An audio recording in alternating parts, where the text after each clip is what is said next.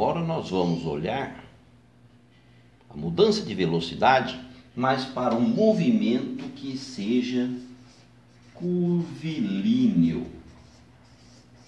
Curvilíneo, ou seja, o objeto está descrevendo uma curva, não é um movimento numa reta. Então, por exemplo, uma trajetória curva. O objeto caminhando ali, veja, muitas das coisas que eu falarei aqui, eu também falei antes já para o movimento retilíneo. Se ele estiver indo lá para a direita, né? Então o que acontece? Ele tem um vetor velocidade que aponta para onde ele vai naquela hora. Como que esse vetor velocidade está representado na figura? A gente fala assim, que o vetor velocidade ele é sempre tangente à trajetória. O que é ser tangente à trajetória? Quer dizer que ele está sobre uma reta que toca na curva num único ponto. Nesse ponto. E não cruza o lado da curva. Então, essa reta, que é a reta tangente à curva,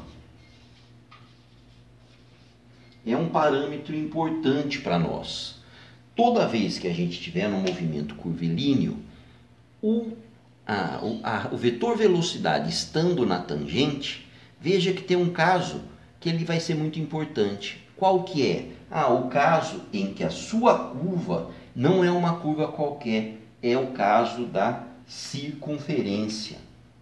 Então, quando o objeto estiver descrevendo uma circunferência, um movimento circular, seja esse movimento circular uniforme ou não, então, se o objeto se encontra em algum lugar, essa circunferência tem aqui um raio R.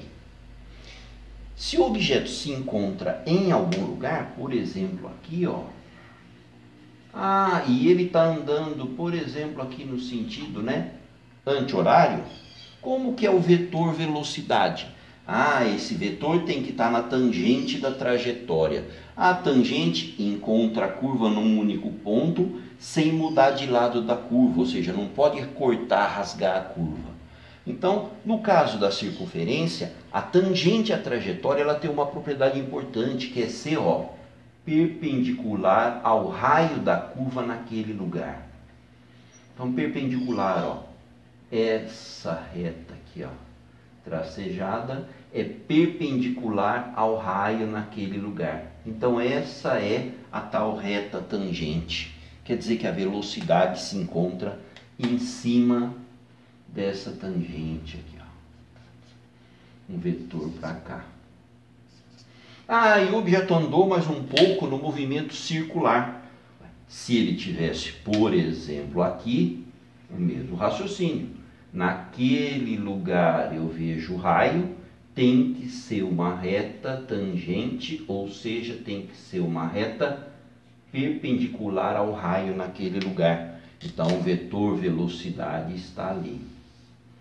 É outro vetor velocidade. Então, se aqui é V1, aqui é o vetor V2. Ok? E aí, o que vai interessar para nós? E o que vai interessar para nós está aqui, Velocidade tem uma direção e aqui ela tem outra direção. Então, também é uma mudança de velocidade. Pode ser que a mudança de velocidade seja no valor da velocidade. Beleza, se é no valor da velocidade, o que acontece? Nós temos movimento acelerado ou retardado.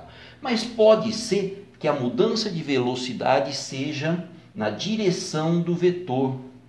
Quando é na direção do vetor, nós passamos a ter uma outra aceleração. Essa aceleração, ela passa a ter um outro nome para diferenciar daquela, ou seja, nós passamos a ter duas acelerações possíveis que combinadas passam a dar a real aceleração do objeto. Uma está descrevendo mudança no valor da velocidade e a outra descreve mudança na direção desta velocidade. Ok? Então isso é importante. Vamos fechar isso aí na sequência.